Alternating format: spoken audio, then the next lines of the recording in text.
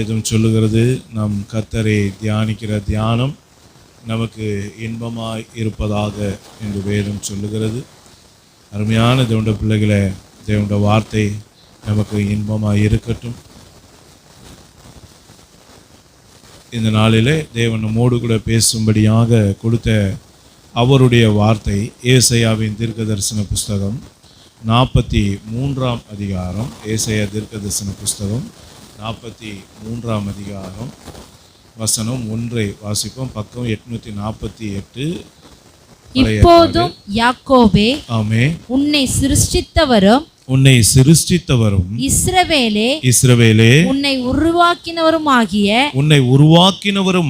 கர்த்தர் சொல்லுகிறதாவது, ஆமென், பயப்படாதே, உன்னை மீட்டுக் கொண்டேன், உன்னை பெயர் சொல்லி அழைத்தேன், நீ என்னுடையவன். ஆமென். அருமையான தேவனுடைய பிள்ளைகளே, இன்றைக்கு கர்த்தர் நம்மோடு கூட பேசுகிற ஒரு வார்த்தை, நம்மை உருவாக்குகிற கர்த்தர் என்ற தலைப்பின் கீழாக கர்த்தர் நம்மோடு கூட இந்த நாளிலே பேசும்படியாக நமக்கு வார்த்தையை கொடுத்திருக்கிறார். அருமையான தேவனுடைய பிள்ளைகளே, இன்னைக்கு நாம் பலவிதமான சூழ்நிலைகளில் இந்த இடத்துல வந்திருக்கலாம்.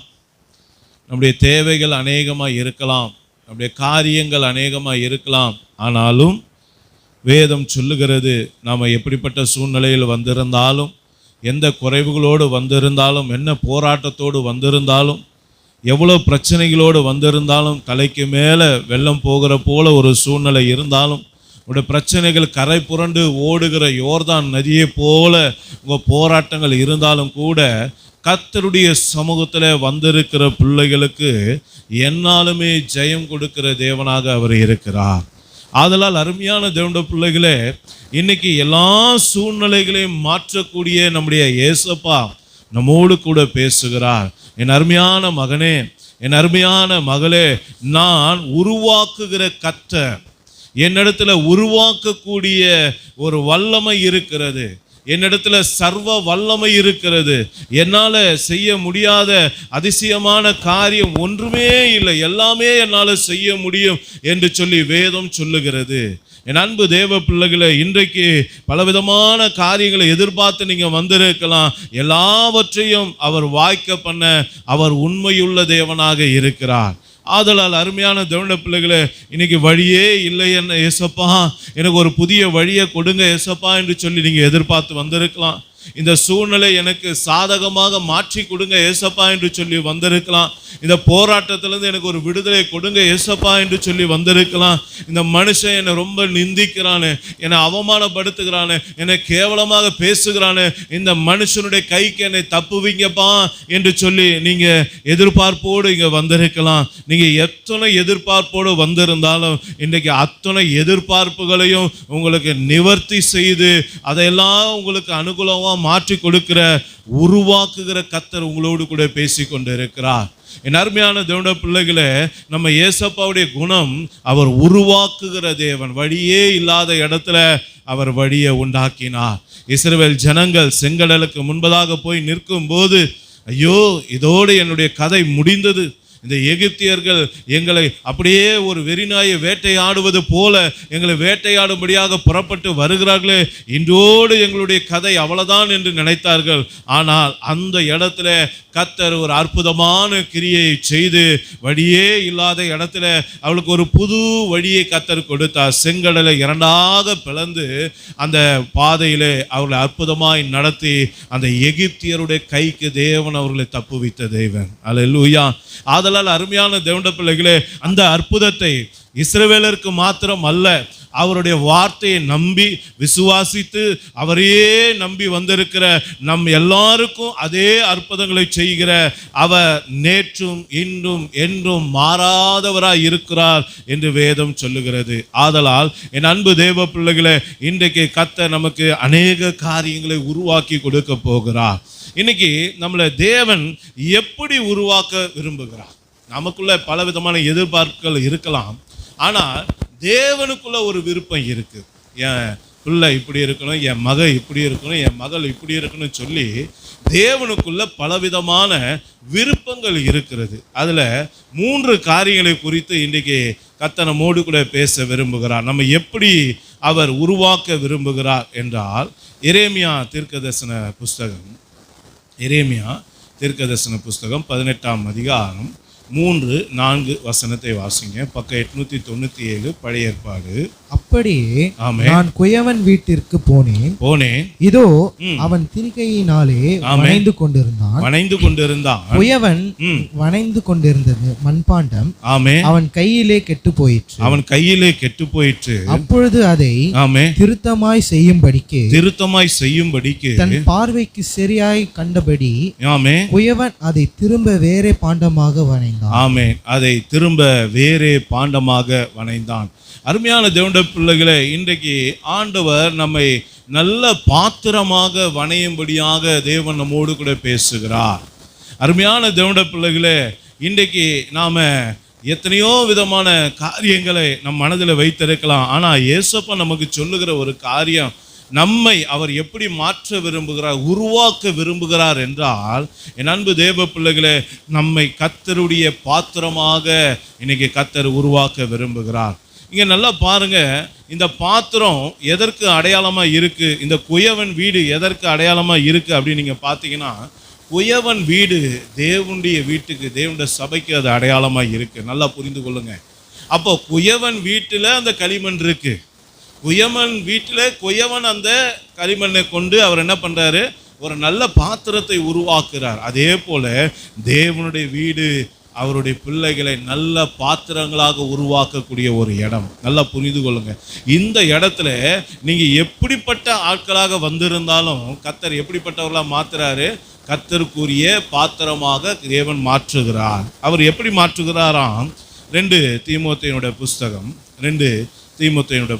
2ஆம் அதிகாரம் 20-21 வசனத்தை வாசிக்க கேட்போம். பக்கம் 292 புதிய ஒரு பெரிய வீட்டிலே பொன்னும் வெள்ளியுமான பாத்திரங்களும் அல்லாமல் மரமும் மண்ணுமான பாத்திரங்களும் உண்டு. அவைகளில் சில கனத்திற்கும் சில கனவீனத்திற்கும் மானவைகள். ஆகையால் ஒருவன் இவைகளை விட்டு, நல்லா கவனிங்க, ஒருவன் இவைகளை விட்டு தன்னை சுத்திகரித்துக் கொண்டால் அவன் பரிசுத்தமாக்கப்பட்டதும் எஜமானுக்கு உபயோகமானதும் எந்த நற்கிரியைக்கும் ஆயத்தமாக்கப்பட்டதுமான கனத்துக்குரிய பாத்திரமாய் இருப்பான். நல்லா கவனிங்க. இப்ப ஆண்டவர் சொல்லுகிறார், எந்த பாத்திரமாக நம்மை உருவாக்க விரும்புகிறாராம்? கனத்துக்குரிய பாத்திரமாக தேவன் உருவாக்க விரும்புகிறார். நாம இருக்கிறது தேவனுடைய சபை. இங்க பலவிதமான பாத்திரங்கள் இருக்கு. ஆனா அதுல எந்த பாத்திரமா நீங்க இருக்க விரும்புறீங்க? யோசித்து பாருங்க. எஜமானால அடிக்கடி எடுத்து பயன்படுத்தக்கூடிய கனமுள்ள பாத்திரமா இருக்கணும்னு நினைக்கிறீங்களா? இல்லை வீட்டில் உபயோகம் இல்லாத எத்தனையோ பாத்திரங்கள் சும்மாவே இருக்கும் பாருங்க. சமையல் கட்டில் இருக்கும், சில நேரங்களில் பரணையில் என்ன பண்ணியிருப்போம், கட்டி போட்டு வச்சுருப்போம். அப்படிப்பட்ட ஒரு பாத்திரமா இருக்க போறீங்களா? யோசித்து பாருங்க. அப்போது தேவன் எடுத்து நம்ம பயன்படுத்தணும்னா நாம் எப்போதும் கனத்துக்குரிய பாத்திரமா இருக்கணும். யாரை ஆண்டவர் அடிக்கடி எடுத்து பயன்படுத்துவார்? யார் ஒருவர் இந்த காரியங்களுக்கெல்லாம் தன்னை விலக்கி சுத்திகரித்து கொள்ளுகிறார்களோ அந்த சுத்தமான பாத்திரத்தை தான் எல்லாரும் என்ன பண்ணுவாங்க, எடுத்து பயன்படுத்துவாங்க. நீங்கள் சமையல் கட்டுக்கு போகிறீங்க, இந்த சமையல் கட்டில் ஒரு டீயோ இல்லை தண்ணியோ குடிக்க ஒரு டம்ளர் எடுக்கிறீங்கன்னு வச்சுங்களேன். அந்த டம்ளரை பார்க்கும்போது அது ஒரு ஒட்டடையோடு இருந்து ஒரு டஸ்ட்டோடு இருக்குது, அல்லது அதில் ஒரு பூச்சி இருக்குது, அல்லது அது கழுவாமல் இருக்குது, அழுக்காக இருக்குன்னா அதை பயன்படுத்துவீங்களா? அதே அது பக்கத்தில் எல்லா விதத்துலேயும் சுத்தமான ஒரு பாத்திரம் இருந்தால் அதை எடுப்பீங்களா? யோசித்து பாருங்கள். ஒரு சாதாரண மனுஷனாகிய நாமே சுத்தமான பாத்திரத்தை தான் தண்ணியை குடிக்கிறோம், சுத்தமான பாத்திரத்தை தான் நம்ம சாப்பிட பயன்படுத்துகிறோம், சுத்தமான உடைகளை தான் நம்ம உடுத்துகிறோம். இப்படி எல்லாவற்றிலும் சுத்தத்தை எதிர்பார்க்குற நம்ம ஆராதிக்கிற தேவன் மாத்திரம் எப்படி சுத்தம் இல்லாத விஷயத்தை எடுத்து பயன்படுத்திடுவார்? யோசித்து பாருங்க. அப்போ இன்றைக்கு நம்ம ஆண்டவர் எப்படி உருவாக்கணும்னு நினைக்கிறார்னா, அவருடைய கனத்துக்குரிய பாத்திரமாக தேவன் நம்மை பயன்படுத்த விரும்புகிறார். அப்போ இன்னைக்கு தேவன் நம்மை பயன்படுத்தணும்னா, என் அருமையான தேவனுடைய பிள்ளைகளை, ஒவ்வொரு நாளும் உங்களை நீங்களும் நானும் சுத்திகரித்து கொண்டே இருக்கணும். நம்மை சுத்திகரிக்க ஒப்பு கொடுத்து கொண்டே இருக்கணும். தேவனுடைய சமூகம் தான் நம்மை சுத்திகரிக்கிற இடம். யார் ஒருவர் தேவனுடைய சமூகத்தை அதிகமாய் தேடுகிறார்களோ, அதிகமாய் காத்திருக்கிறார்களோ, அந்த இடம் எப்படி பொன்னை அது புடமிடுகிற அக்கினியா இருக்கிறதோ, வெள்ளியை குகை புடமிடுகிறதோ, அதே போல பரிசுத்தவான்களை சுத்திகரிக்கிற ஒரு இடம், தேவனுடைய பிள்ளைகளை சுத்திகரிக்கிற ஒரு இடம் உண்டானால் அது தேவனுடைய சமூகம் மாத்திரமே. அல்லேலூயா. அப்ப தேவனுடைய சமூகத்துல என்ன இருக்குங்க? அங்க எப்படி போனா ஒருத்தன் சுத்தமாமா? ஏன்னா தேவ சமூகத்தை வேதம் என்ன சொல்லுகிறது? அது கர்த்தருடைய பிரசன்னம் நிறைந்த ஒரு இடம், தேவனுடைய அக்கினி நிறைந்த ஒரு இடம். நல்லா புரிந்து கொள்ளுங்க. அந்த அக்கினிக்குள்ளாக நீங்க போகும்போது உங்களுக்குள்ள இருக்கிற வேண்டாதவைகள்லாம் அந்த அக்கினி சுட்டரிக்கும். உங்களை இருக்க அசுத்தங்களை எல்லாம் அது சுட்டரிக்கும். நல்லா புரிந்து கொள்ளுங்க. அக்கினியில அகப்பட்டு வெளியே வரும்போது நீங்க சொத்த பொன்னாக விளங்குவீங்க. அந்த சுத்த பொன்னாக மாற்றதான் தேவன் நம்மோடு கூட பேசிக்கொண்டு இருக்கிறார். அல்லேலூயா. அப்ப அருமையான தேவனுடைய பிள்ளைகளை, இன்னைக்கு நிறைய நேரங்கள்ல கர்த்தர் நம்ம இப்படிதான் பயன்படுத்தணும்னு நினைக்கிறாரு. ஆனா நம்முடைய வாழ்க்கையில வரக்கூடிய போராட்டங்கள், சில சூழ்நிலைகள் நம்மளை என்ன பண்ணிடுதுன்னா, நம்முடைய பாத்திரமாகிய நம்மை உடைத்து போடுகிறது. நல்லா புரிந்து கொள்ளுங்க. இன்னைக்கு யோசேப்பு வீட்டில் சந்தோஷமா இருந்தான், அப்பா வீட்டில். ஆனா திடீர்னு ஒரு பகை வந்தது. அந்த பகை வந்ததுனால இன்னைக்கு குழியில தள்ளி போட்டாங்க சகோதரர்கள். சரி, குழியில தள்ளி போட்டாங்க அப்படின்னு நினைக்கும் போது திடீர்னு பார்த்தா எடுத்து அப்படியே தூக்கி அந்நியர் கையில விற்று போட்டாங்க. ஐயோ, நம்ம குடும்பத்தை விட்டு, நம்முடைய இனத்தார் ஜனத்தாரை விட்டு நம்ம எங்கேயோ கொண்டு போகப்படுகிற மாதிரி கதறி அழுதுருப்பான். யோசித்து பாருங்க. அவனோட பாத்திரம் உடைந்து போயிருக்கும், உள்ளம் உடைந்து போயிருக்கும், உள்ள நொறுக்கப்பட்டு. நம்பி இருந்த நம்முடைய சொந்த அண்ணன்களே நம்ம கைவிட்டாங்களே, நம்பி இருந்த நம்முடைய குடும்பத்தாரை நம்ம கைவிட்டாங்களே என்று சொல்லி அவன் துக்கத்தோடு, வேதனையோடு, கண்ணீரோடு அவன் அந்த எகிப்துக்கு கடந்து போயிருப்பான்.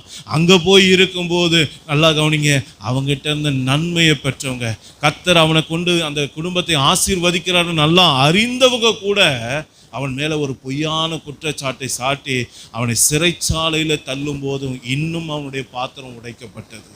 இன்னும் அவன் நொறுக்கப்பட்டான், இன்னும் வேதனைப்பட்டான். ஆனாலும் நல்லா புரிந்து கொள்ளுங்க, நீங்க எவ்வளவாக நொறுக்கப்பட்டாலும், எவ்வளவாக உடைக்கப்பட்டாலும், என் அன்பு தேவ பிள்ளைகளே, அந்த உடைந்த பாத்திரத்தை குயவன் கையில் இருக்கும்போது அந்த பாத்திரம் கெட்டு போனது. அந்த கெட்டுப்போன பாத்திரத்தை, அந்த களிமண்ணை அவன் தூக்கி தூரமாய் போடாமல் அதை திரும்ப திருத்தமாக நல்ல பாத்திரமாக உருவாக்கினதை வேதம் நமக்கு காட்டி கொடுக்கிறது. அதே போல உன்ற வாழ்க்கையில நீ அனைத்தையும் இழந்திருக்கலாம். அநேகரால உடைக்கப்பட்ட கண்ணாடி பாத்திரத்தை போல நீ மாறி இருக்கலாம். ஆனாலும் தேவனுடைய கரத்துல உன்னை நீ ஒப்பு கொடுக்கும் போது நிச்சயம் உன்னுடைய வாழ்க்கையவே அவர் ஆசீர்வாதமான பாத்திரமாக, கனத்துக்குரிய பாத்திரமாக, சுத்தமான பாத்திரமாக தேவன் உன்னை உருவாக்க உண்மையுள்ளவராய் இருக்கிறார். எத்தனை பேர் உங்களை ஆண்டவருடைய கரத்துல ஒப்பு கொடுக்க போறீங்க? நேசப்பா, என்னை உருமாற்றுங்கப்பா என்று சொல்லி ஒப்பு கொடுத்து பாருங்களேன். கொஞ்சம் யோசேப்பை போல உங்களை ஆண்டவருடைய கரத்துல விட்டு கொடுத்து பாருங்களேன். என் அருமையான தேவனுடைய பிள்ளைகளே, ரூத்தை குறித்து வசனம் சொல்லுகிறது. அருமையான தன்னுடைய கணவரை இழந்தான், தன்னுடைய சொந்த தேசத்தை இழந்தான். அந்நிய தேசத்தில் ஒரு பரதேசியை போல வந்து, ஒரு பிச்சைக்காரனை போல அங்கே இருக்கக்கூடிய ஒரு சூழ்நிலை வந்தது. அவருடைய எவ்வளோ உள்ளம் உடைக்கப்பட்டு இருக்கும் யோசித்து பாருங்கள். ஆனாலும் உடைத்த பாத்திரத்தை உருவாக்குகிற கர்த்தரிடத்தில் அவள் வந்த அவளை கர்த்தர் மகிமையின் பாத்திரமாக மாற்றினார். அல்லேலூயா. அவள் தன்னை இயேசப்போட கரத்தில் ஒப்பு கொடுத்தா. என்ன சொன்னா? இந்த இடத்துல நகோமியை பார்த்து, நீ எங்கே சாவறியா? அங்கே தான் நானும் சாவேன். உன் தேவன் தான் என்னுடைய தேவன். நல்லா யோசித்து பாருங்க. அதனால தான் போவாஸ் அவளை பார்த்து சொன்னான், இஸ்ரவேலின் தேவனுடைய சட்டைகளின் நிழலிலே வந்த உனக்கு அவரால் நிறைவான பலன் உனக்கு கிடைப்பதாக என்று சொன்னார். நல்லா கவனிங்க. அந்த அந்நிய பிள்ளை தேவனை உறுதியாய் பற்றி கொண்டா, தன்னை தாழ்த்தி ஆண்டவருடைய கரத்தில் ஒப்பு கொடுத்தா. தேவன் அவளை எடுத்து பயன்படுத்தினார். அந்த சந்ததியில தான் ஆண்டவராகிய இயேசு கிறிஸ்து இந்த மனுக்குலத்தில் வந்தார். அல்லேலூயா. ஒரு ஒப்பு கொடுக்கப்பட்ட பாத்திரத்தை தான் தேவன் எடுத்து பயன்படுத்த முடியும். ஒரு உடைக்கப்பட்ட பாத்திரத்திலிருந்து தான் தேவன் வல்லமையான காரியங்களை செய்கிறார். என் அன்பு தேவ பிள்ளைகள், நீ நொறுக்கப்பட்டு இருக்கலாம், வேதனைப்பட்டிருக்கலாம், கண்ணீர் வடித்து இருக்கலாம். ஐயோ எனக்கு இப்படி நடந்து விட்டது, என்னுடைய காரியங்கள்லாம் இப்படி ஆகிவிட்டது, நான் நினைத்தது ஒன்று நடக்கிறது ஒன்றா இருக்கிறது என்று சொல்லி நீ கவலையோடு கண்ணீரோடு தேவனுடைய சமூகத்தில் இருக்கலாம். ஆனால் இன்னைக்கு கர்த்தர் உன்னை பார்த்து சொல்லுகிறார், நீ எவ்வளவாக உடைக்கப்பட்டு இருந்தாலும் திரும்பவும் நான் உன்னை திருத்தி நல்ல பாத்திரமாக உன்னை வணைய முடியும். என்னை உன்னை கரத்தில் ஒப்புக்கொடு, உன்னை கனமான பாத்திரமாக மாற்றுவேன் என்று கர்த்தர் சொல்லுகிறார். என் அன்பு தேவ பிள்ளைகளை ஒப்பு கொடுப்பீங்களா? அவர் மிதிக்க உங்களை ஒப்பு கொடுப்பீங்களா? களிமண்ணை எப்படி குயவன் மிதிக்கிறாரோ பிசைகிறாரோ அது போல உங்கள் வாழ்க்கையில் சில காரியங்களை கர்த்தருக்காக விட்டு கொடுங்க. கர்த்தர் கிரியை செய்வதற்காக விட்டு கொடுங்க. கர்த்தருடைய சத்தத்துக்கு செவி கொடுங்க. நீங்கள் உங்களை விட்டு கொடுத்து பாருங்க, நல்ல பாத்திரமாக கர்த்தர் உணைவா. உங்களை பார்க்கும்போது எல்லாரும் சொல்லுவாங்க, இவனா இப்படி ஆயிட்டான், இவளா இப்படி ஆயிட்டா, இது எப்படி ஆச்சு அப்படின்னு சொல்லி அநேகருடைய கண்களுக்கு ஆச்சரியமான ஒரு பாத்திரமாக கர்த்தர் உங்களை மாற்றுவார். அதில் எந்த சந்தேகமும் இல்லை. அல்லேலூயா. அதனால என் அன்பு தேவ பிள்ளைகளே, முதலாவதாக நம்மை உருவாக்குகிற கர்த்தர் நம்மை எப்படி உருவாக்க விரும்புகிறார்? நம்மை கனத்துக்குரிய பாத்திரமாக அவர் உருவாக்க விரும்புகிறார். இரண்டாவதாக ஏசாயா தீர்க்க தரிசன புஸ்தகம் 44 அதிகாரத்தை 2ஆம் வசனத்தை வாசிக்க கேட்போம். பக்கம் 850 பழைய ஏற்பாடு. உன்னை உண்டாக்கினவரும் ஆமே, தாயின் கர்ப்பத்தில் உன்னை உருவாக்கினவரும் ஆமே, உனக்கு துணை செய்கிறவரும் ஆகிய ஆமே கர்த்தர் சொல்லுகிறதாவது, ஆமே, என் தாசனாகிய யாக்கோபே, யாக்கோபே, நான் தெரிந்து கொண்ட யெஷூரனே, யெஷூரனே, பயப்படாதே, பயப்படாதே. அருமையான தேவனுடைய பிள்ளைகளை, இங்கே அழகாக ஆண்டவர் ஒரு வார்த்தை சொல்லார், உன்னை உண்டாக்கினவரும் தாயின் கர்ப்பத்திலே உன்னை உருவாக்கினவரும். நல்லா கவனிங்க, ஒரு குழந்தையாக தேவன் நம்மை உருவாக்குகிற ஒரு தேவனாய் இருக்கிறார். இரண்டாவதாக நம்மை குழந்தையை போல உருவாக்குகிற தேவன். நல்லா கவனிங்க, ஒரு குழந்தையுடைய காரியத்தை குறித்து வசனம் சொல்லுது. பிரசங்கி 11ஆம் அதிகாரம் 5ஆம் வசனத்தை வாசிங்க. ஆவியின் வழி இன்னதென்றும், ஆமே, கர்ப்பவதியின் வயிற்றில் எலும்புகள் உருவாகும் விதம் இன்னதென்றும், ஆமே, நீ அறியாதிருக்கிறது போலவே. நல்லா கவனிங்க, கர்ப்பவதியினுடைய வயிற்றில் இருக்கக்கூடிய குழந்தையில எலும்புகள் உருவாகிற விதம் எப்படின்னே உனக்கு அறியாது இருக்குது. நல்லா புரிந்து கொள்ளுங்க.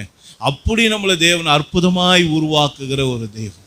நம்முடைய படைப்பே ஒரு அற்புதம், நம்மை சிருஷ்டித்ததே ஒரு அற்புதம். மனுஷனால கிரகிக்க முடியாத ஒரு காரியம், மனுஷனுடைய அறிவுக்கு எட்டாத ஒரு காரியம். நீ நல்லா யோசித்து பாருங்க. இன்றைக்கு கர்த்தர் நம்மோடு கூட பேசுகிற ஒரு காரியம், என் அருமையான மகளே, நான் உன்னை ஒரு குழந்தையை போல உருவாக்க விரும்புகிறேன். உன்னை என்னுடைய கரத்தில் ஒப்புக்கொடு. அற்புதமாக அதிசயமாக எப்படி குழந்தையோட எலும்புகள்லாம் தாயின் கருவில் உருவாவது எப்படி என்று அறியாமல் இருக்கிற விதமாக உன்னை நான் உருவாக்குற விதமும் அப்படிதான் இருக்கும், உனக்கு நான் செய்கிற காரியங்களும் அப்படிதான் இருக்கும் என்று சொல்லி கர்த்தர் நம்மோடு கூட பேசுகிறார். என் அருமையான தேவனுடைய பிள்ளைகளே, இந்த தாய் எதற்கு அடையாளமாக, இந்த குழந்தையை பெற்றெடுக்கிற தாய் எதற்கு அடையாளமாக இருக்கிறாங்க? வசனம் சொல்லுகிறது. நம்ம வாசிப்போம். கலாத்தியருக்கு எழுதின நிருபம் 4ஆம் அதிகாரம் 26ஆம் வசனத்தை வாசிக்க கேட்போம். புதிய ஏற்பாட்டில் பக்கம் 261.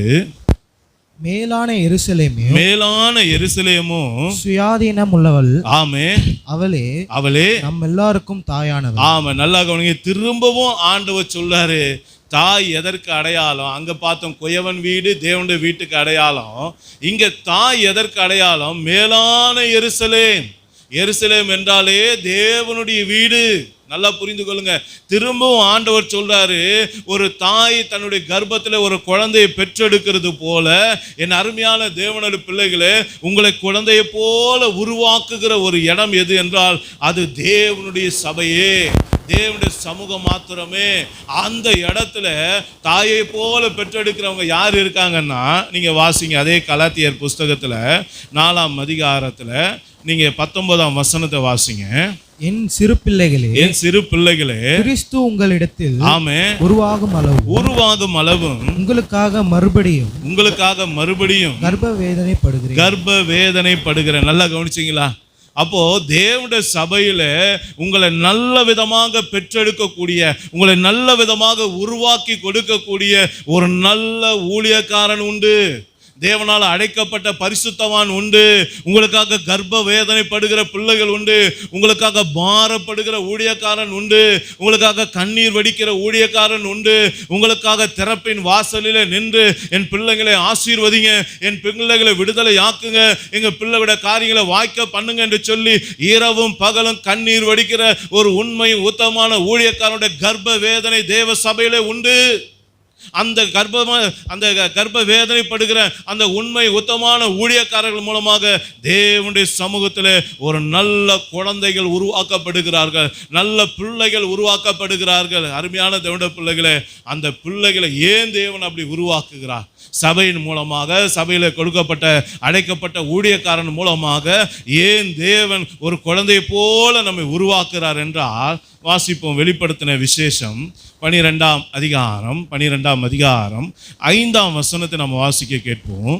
சகல ஜாதிகளையும் இருப்பு கோலால் ஆளுகை செய்யும் ஆண் பிள்ளையை அவள் பெற்றாள். நல்ல கவனிங்க, சகல ஜாதிகளையும் இருப்பு கோலால் ஆளுகை செய்கிற ஒரு ஆண் பிள்ளையை பெற்றாள். நல்ல கவனிங்க அருமையான தேவனுடைய பிள்ளைகளை, உங்களை ஆளுகை செய்யும்படியாக கர்த்தர் பெற்றெடுக்க விரும்புகிறார். நீங்க ஜெயமுள்ள பிள்ளைகளாக இருக்கும்படியாக கர்த்தர் உங்களை பெற்றெடுக்க விரும்புகிறார். நல்லா புரிந்து கொள்ளுங்க.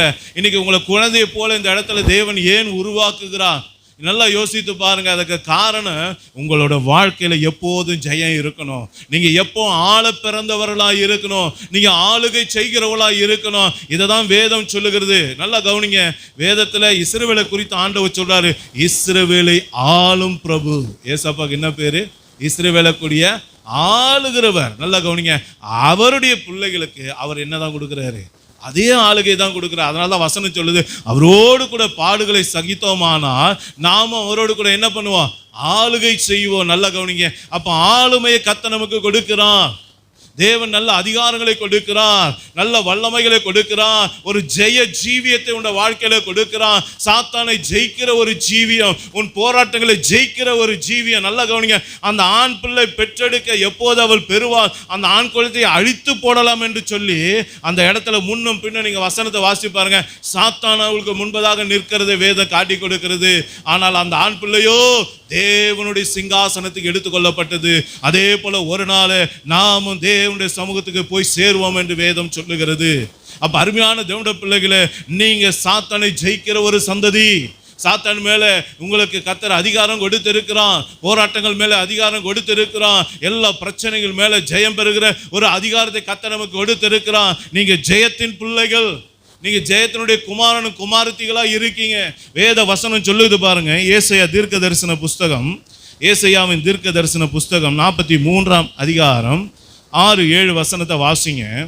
நான் வடக்கை நோக்கி கொடு என்றும் தெற்கை நோக்கி வைத்திராதே என்றும் சொல்லி தூரத்திலிருந்து என் குமாரரையும், நல்ல கவனிக்க, தூரத்திலிருந்து என் குமாரரையும், பூமியின் கடையாந்தரத்திலிருந்து என் குமாரத்திகளையும் நான் என் மகிமைக்கென்று சிருஷ்டித்து உருவாக்கி படைத்து என் நாமம் தரிக்கப்பட்ட யாவரையும் கொண்டு வா என்பேன். ஆமா, நல்ல கவனிங்க. ஆண்டவர் சொல்றாரு, வடக்க பார்த்து சொல்றாரு, என் பிள்ளையை விடுவி.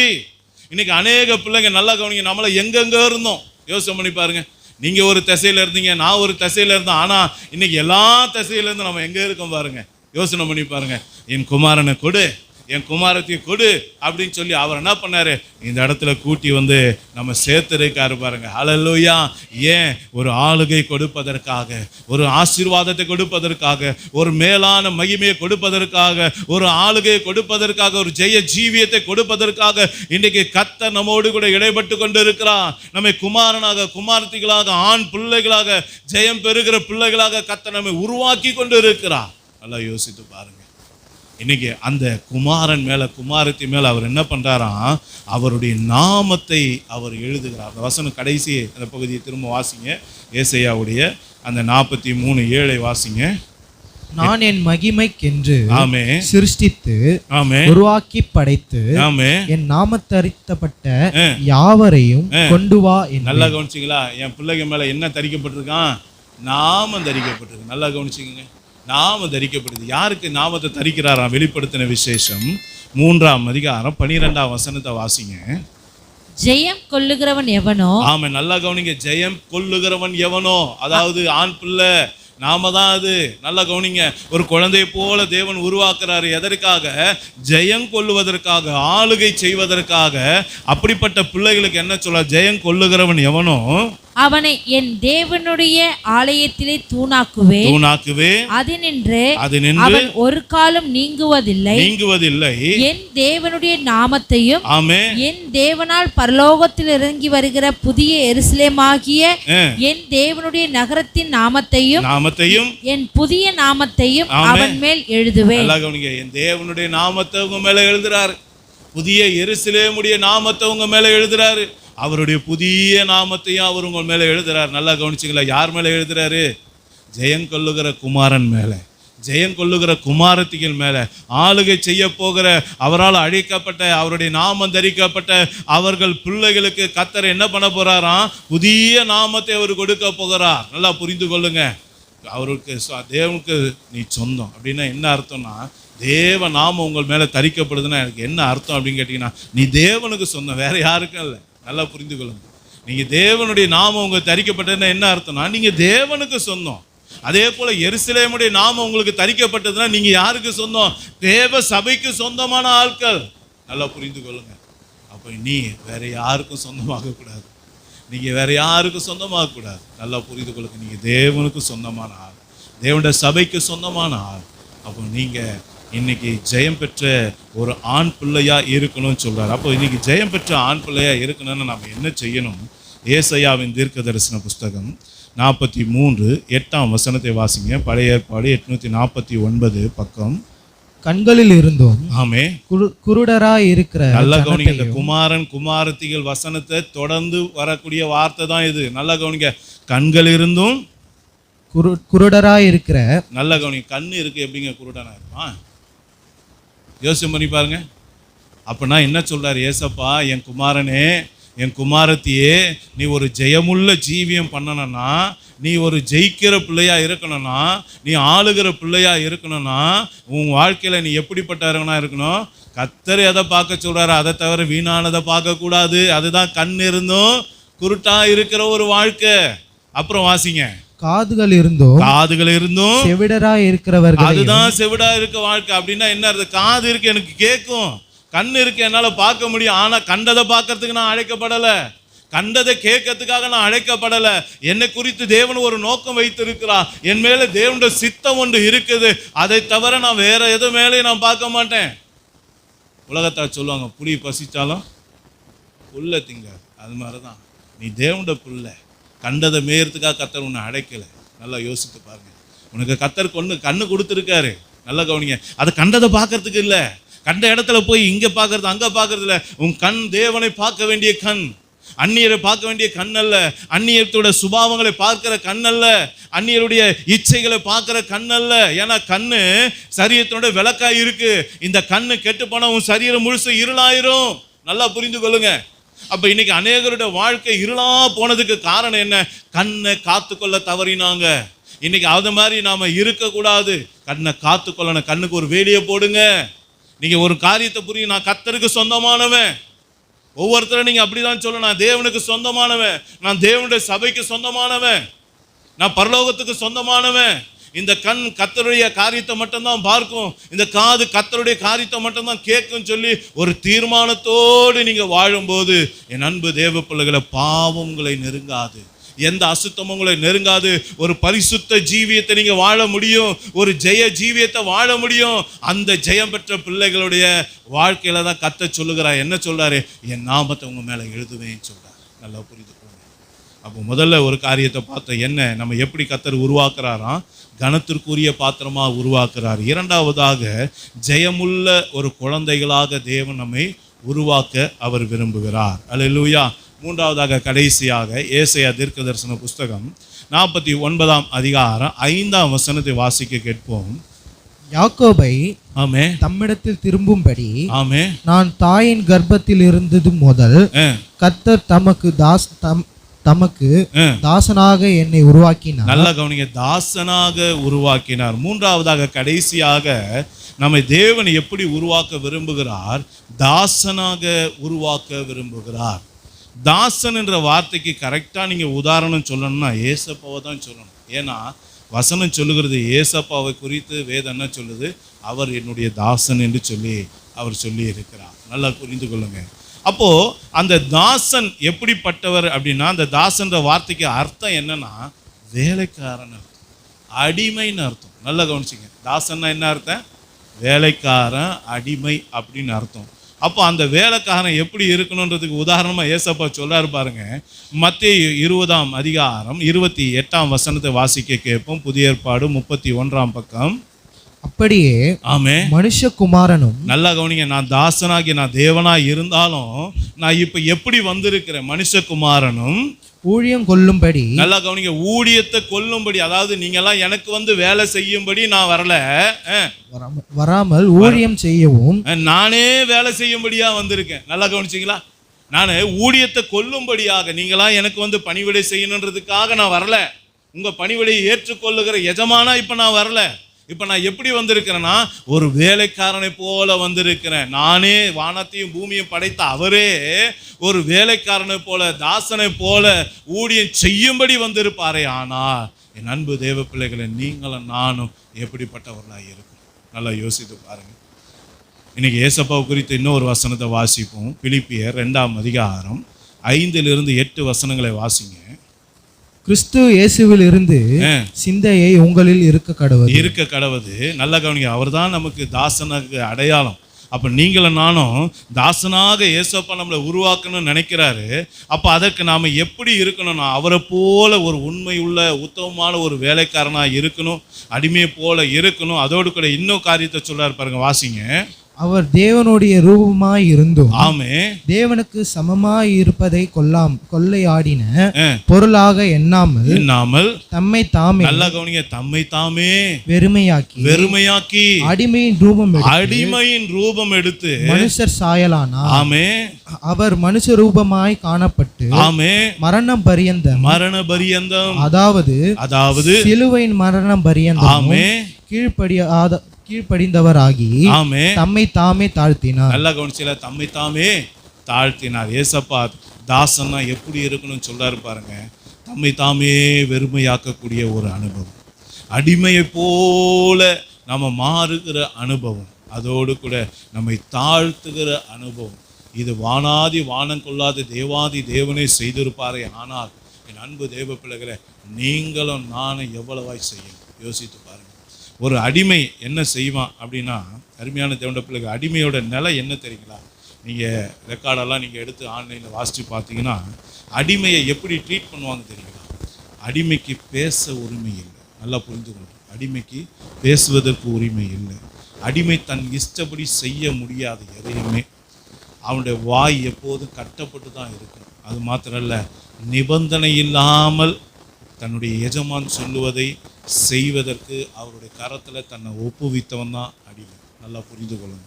தேவ சித்தத்தை செய்வது தான் ஒரே காரியம், வேற எதுவுமே அவனுக்கு கிடையாது. நல்லா புரிந்து கொள்ளுங்க. இதுதான் தேவனுடைய சாயம். இதை தான் நாம் அணிந்து கொள்ளும்படியாக தேவன் நம்மோடு கூட பேசுகிறார். அப்போது இன்னைக்கு தாசனாக கர்த்தர் நம்மை உருவாக்க விரும்புகிறார். இன்னைக்கு அநேக நேரங்களில் நம்ம என்ன பண்ணிடுறோன்னா, நம்ம எஜமான் என்ற ஆவிக்குள்ளே வந்துடுறோம். நல்லா புரிந்து கொள்ளுங்க. எஜமானுடைய ஆவி நமக்குள்ளே இருக்கக்கூடாது. அநேகரை டிக்டேட் பண்ணுகிற அதிகாரத்தை கர்த்தர் கொடுக்கல. நம்ம எப்படி உருவாக்க விரும்புகிறாராம்?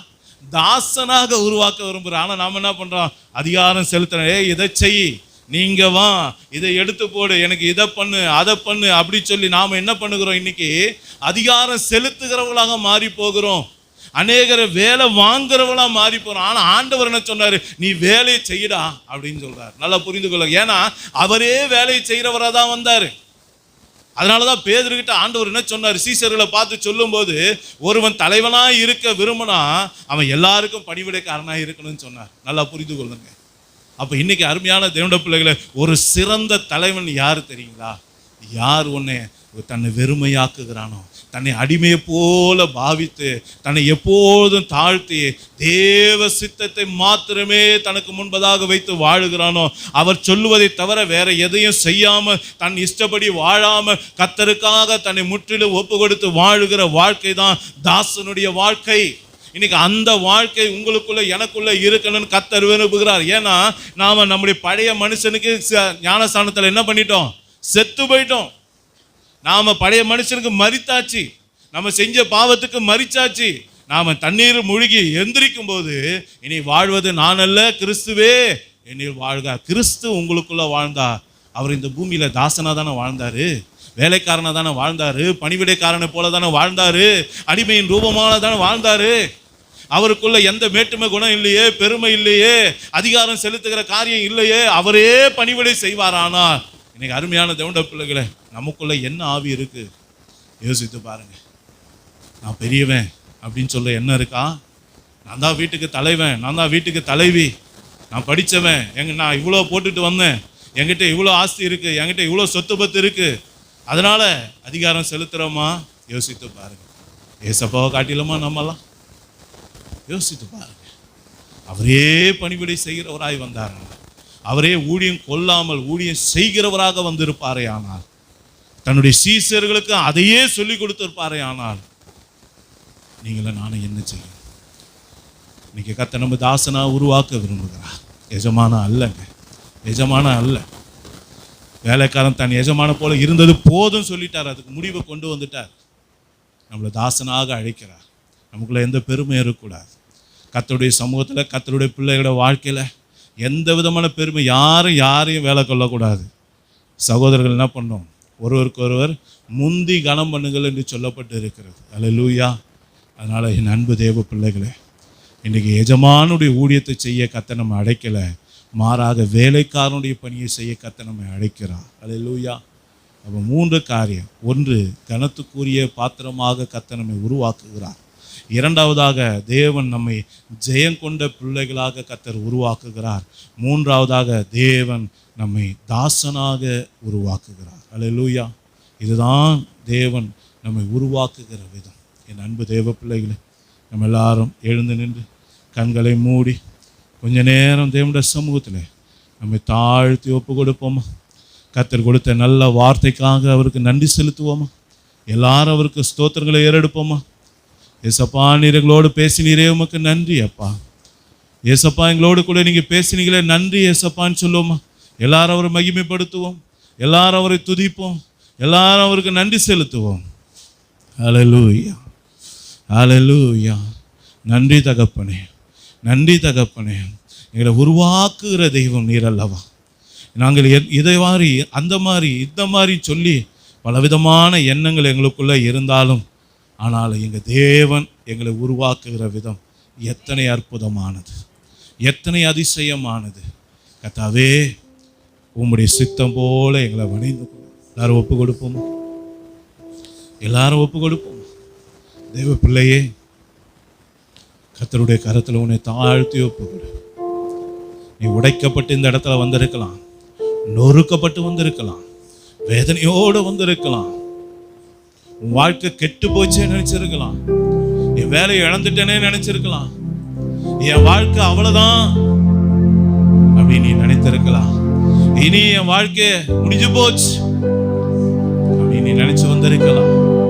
நீங்க கர்த்தர் உன்னோடு கூட பேசுகிறார். இல்ல மகளே, குயவன் கையில இருக்கும்போது, அந்த மண்பாண்டம் கெட்டு போன போது அதை அவன் தூக்கி எறியாமல் திரும்பவும் நல்ல ஒரு பாண்டமாக அவன் வணைந்தது போல இன்னைக்கு உன்னை என்னுடைய கரத்துல ஒப்பு கொடுப்பாய். ஆனா உன்னுடைய உடைந்த வாழ்க்கையை மறுபடியும் சீராக்க என் ஏசப்பாவால கூடும். கனத்துக்குரிய பாத்திரமாக உன்னை தேவன் மாற்றக்கூடும், உன்னை வல்லமையான பாத்திரமாக மாற்றக்கூடும். சாதாரண ஆடுகளுக்கு பின்பதாக தெரிந்த அந்த தாவீதை இஸ்ரவேலின் அதிபதியாக மாற்ற அவரால் கூடும். ஒரு சிறைச்சாலை கைதியை எகிப்தின் அதிபதியாக மாற்ற அவராலே கூடும். உன்னை ஒப்பு கொடுப்பாயா? உன்னை ஒப்பு கொடுப்பாயா? உன்னை ஒப்பு கொடுப்பாயா? நீ உடைக்கப்பட்டு இருந்தாலும் கூட, நீ கண்ணீர் வடித்து கொண்டு இருந்தாலும் கூட, நீ வேதனையோடு இருந்தாலும் கூட, எல்லாத்தையும் இழந்து நீ வெறுமையான பாத்திரமா இருந்தாலும் கூட, உன்னை கனத்துக்குரிய பாத்திரமாக, சுத்த பாத்திரமாக, வல்லமையின் பாத்திரமாக கர்த்தர் எடுத்து உன்னை பயன்படுத்த போகிறார். உன்னை ஒப்பு கொடுப்பாயா? தேவ பிள்ளையை ஒப்பு கொடுப்பாயா? இன்னைக்கு கர்த்தர் உன்னை குழந்தை போல உருவாக்க விரும்புகிறார். உனக்கு ஜெயம் கொடுக்க விரும்புகிறார். நீ தோல்வியை சந்தித்தது போதும், நீ வெட்கப்பட்டது போதும், நீ கண்ணீர் வடித்தது போதும், சத்துருவை பார்த்து பயந்து பயந்து பயந்து ஓடி ஓடி ஓடி உன் வாழ்க்கையே ஓட்டமா இருந்தது போதும். உனக்கு ஒரு முடிவை உண்டாக்கும்படியாக கர்த்தர் உன்னோடு கூட பேசுகிறார். நீ ஓடுவதற்கு அழைக்கப்பட்டவன் அல்ல, நீ ஜெயம் பெறுவதற்கு அழைக்கப்பட்டவன். நீ ஜெயம் கொடுக்கிறவருடைய பிள்ளை, நீ ஆளுகிறவருடைய பிள்ளை, நீ ஆளுகை செய்ய வேண்டியவருடைய பிள்ளை. உனக்கு ஜெயம் கொடுக்கிற தேவன் உன்னோடு கூட இருக்கிறார். தானியேலுடைய காரியம் ஜெயமா இருந்தது போல இன்றைக்கு உன்னை கர்த்தருடைய கரத்திலே அற்புதமாக நீ ஒப்பு கொடுப்பாயானா, உன்னை தாழ்த்தி ஒப்பு கொடுப்பாயானா, இன்னைக்கு கர்த்தர் உன்னை தானியேலை போல ஒரு ஜெயமுள்ள பிள்ளையாக, குமாரனாக, குமாரத்தியாக தேவன் உன்னை உருவாக்க விரும்புகிறார். என் அன்பு தேவ பிள்ளையே, கண்டதை பார்த்தது போதுங்க, கண்டதை கேட்டது போதும், கண்ட இடத்துல நின்னது போதும், கண்ட இடத்துல உட்கார்ந்தது போதும், கண்ட இடத்துல பேசினது போதும். இல்ல இல்ல, பரிசுத்தவானுக்கு இடம் அது அல்ல, பரிசுத்தவான்களுக்குரிய இடம் அது இல்ல, நீதிமானுக்குரிய இடம் அது இல்ல. என் அன்பு தேவ பிள்ளையே, அதனாலதான் சங்கீதம் சொல்லுகிறது, துன்மார்க்கருடைய ஆலோசனையில் நடவாமல், பாவிகளுடைய வழியிலே நில்லாமலும், பரியாசக்காரர் உட்காரும் இடத்துல உட்காராமலும் கர்த்தருடைய வேதத்திலே பிரியமாயிரும்.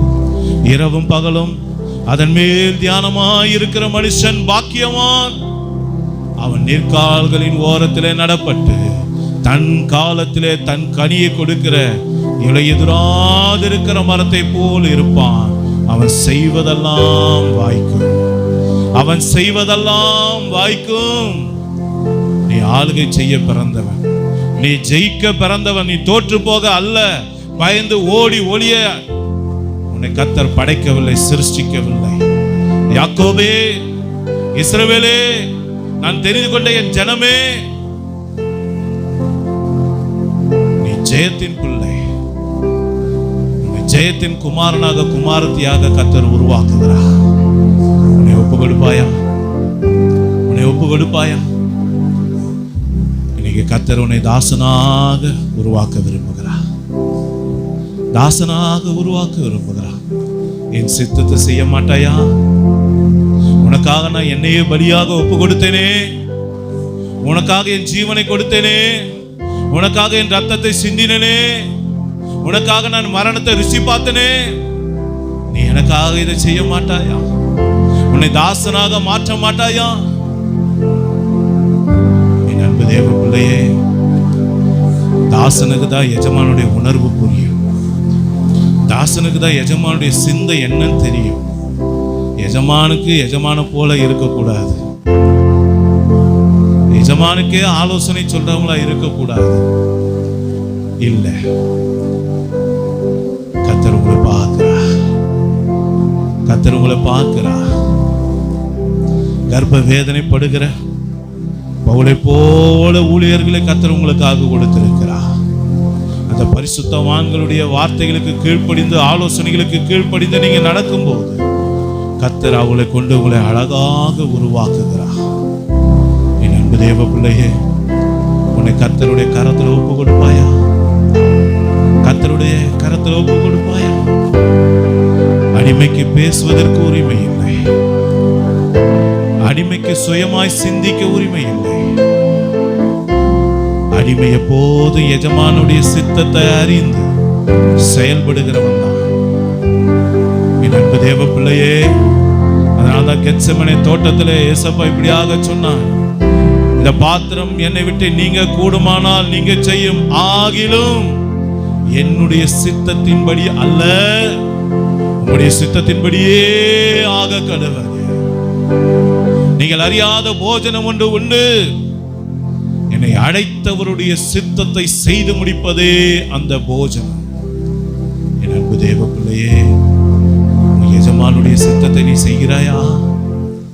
எந்த சூழ்நிலையிலும் அவர் உன்னை எதற்காக அழைத்தாரோ, தெரிந்தெடுத்தாரோ, உன்னை பிடித்தாரோ, அந்த நோக்கம் உனக்குள்ளே நிறைவேறுகிறதா? உன் பவுண்டரி தாண்டி நீ போய்கிட்டு இருக்கியா? யோசித்துப்பா, அடிமை ஒரு நாள் சுதந்திரவானாக மாற முடியும். அடிமை ஒரு நாள் சுதந்திரவாளியாக மாற முடியும். அடிமையாக தேவன் வைத்திருப்பதற்கு காரணம் என்ன? அப்பொழுதுதான் உன்னால பூரணமாய் அவருடைய சித்தத்தை செய்ய முடியும். நீ சுயாதீனனை போல யோசிக்க ஆரம்பித்தால் நீ கர்த்தருடைய சித்தத்துக்கு எதிரானவனாக மாறிவிடுவாய்.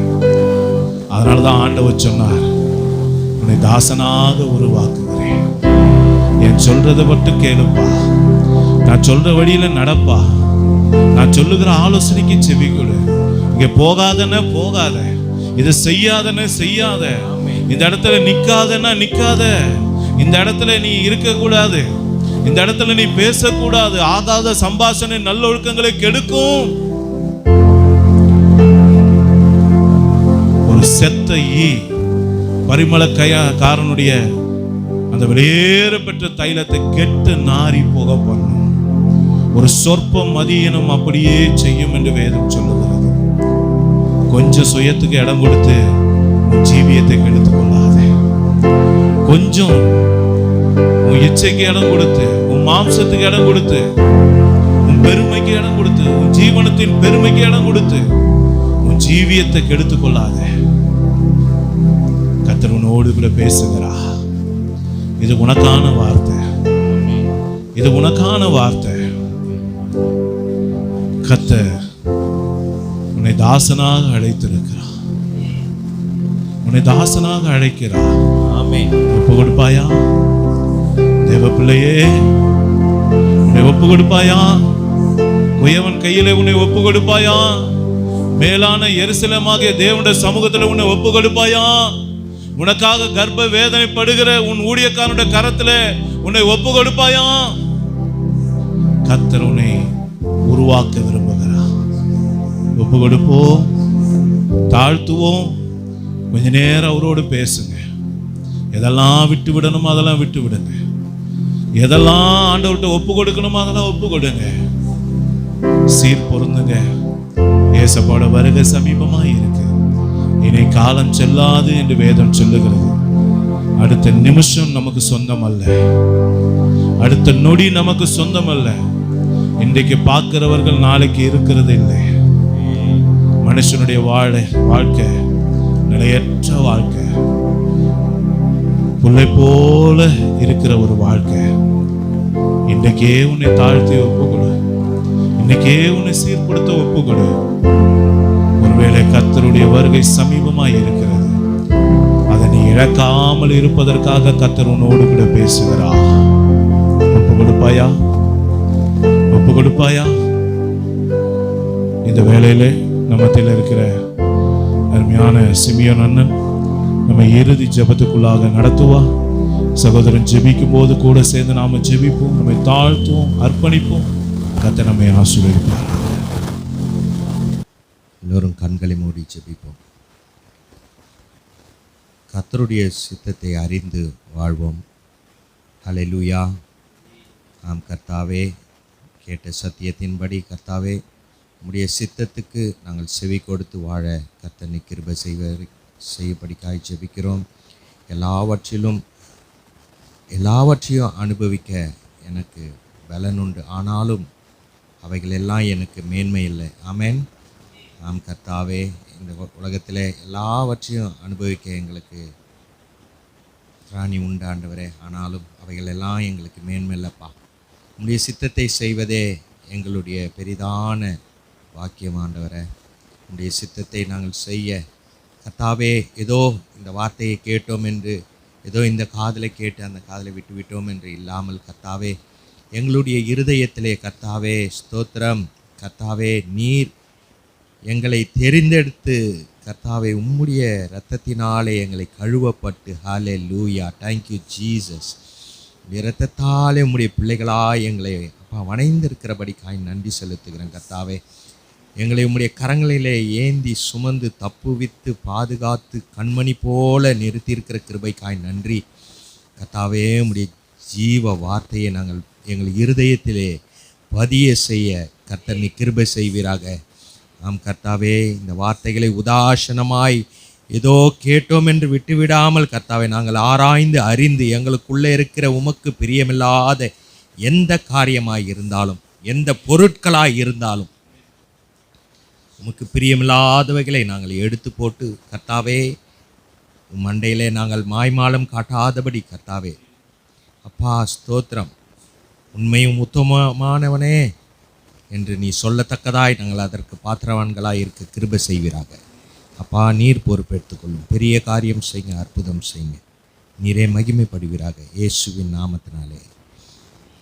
உம் சித்தம் போல் என்னை என்றோம் தற்பரனே நீர் நடத்தோ, என் சித்தமோ ஒன்றும் வேண்டாம், என் பிரியனே என் இயேசுவே, என் சித்தமோ ஒன்றும் வேண்டாம், என் பிரியனே என் இயேசுவே, திருமார்பில் நான் சாய்ந்திடுவே, மறுபிரயாண காலம் வரை பரனே உந்தன் திருசித்தத்தை அறிவதல்லோ தூய வழி, பரனே உந்தன் திருசித்தத்தை அறிவதல்லோ தூய வழி, சித்தம் போல் என்ன என்றோம் தற்பரனே நீ நடத்தோம், என் சித்தமோ ஒன்றும் வேண்டாம், என் பிரியனே என் இயேசுவே, என் சித்தமோ ஒன்றும் வேண்டாம், என் பிரியனே என் இயேசுவே, வழி பிரயாணி மூடனை போல் வழி தவறாய் நீ நடத்தும், வழி பிரயாணி மூடனை போல் வழி தவறாய் நீ நடத்தும், வழி இதுவே என்று சொல்லும், இனிய சத்தம் தொனித்திடட்டும், வழி இதுவே என்று சொல்லும், இனிய சத்தம் தொனித்திடட்டும், உம் சித்தம் போல் என்ன என்றோ தற்பரனே நீ நடத்தும், என் சித்தமோ ஒன்றும் வேண்டாம், என் பிரியனே என் இயேசுவே, என் சித்தமோ ஒன்றும் வேண்டாம், என் பிரியனே என் இயேசுவே. அல்லேலூயா. நம்ம எல்லாரும் சேர்ந்து சொல்லுவோமா? என் ஆத்துமாவே கர்த்தரை ஸ்தோத்ரி, என் முழு உள்ளமே அவருடைய பரிசுத்த நாமத்தை ஸ்தோத்ரி, என் ஆத்துமாவே கர்த்தரை ஸ்தோத்ரி, கர்த்தர் செய்த சகல உபகாரங்களை மறவாதே. ஆமென் ஆமென். நம்முடைய கர்த்தராகிய இயேசு கிறிஸ்துவுக்கு ஆமென். நம்முடைய கர்த்தராகிய இயேசு கிறிஸ்துவுக்கு எப்பொழுதும் மகிமை உண்டாகட்டும். நம்முடைய கர்த்தராகிய இயேசு கிறிஸ்து நம்மை ஆசீர்வதித்து வழி நடத்துவாராக. ஆமென் ஆமென். அல்லேலூயா அல்லேலூயா அல்லேலூயா. எல்லாருக்கும் ஸ்தோத்திரம். Praise the Lord. ஒரு வாழ்த்துங்க. கர்த்தர் உங்களை ஆசீர்வதிப்பாராக. ஆமென் ஆமென்.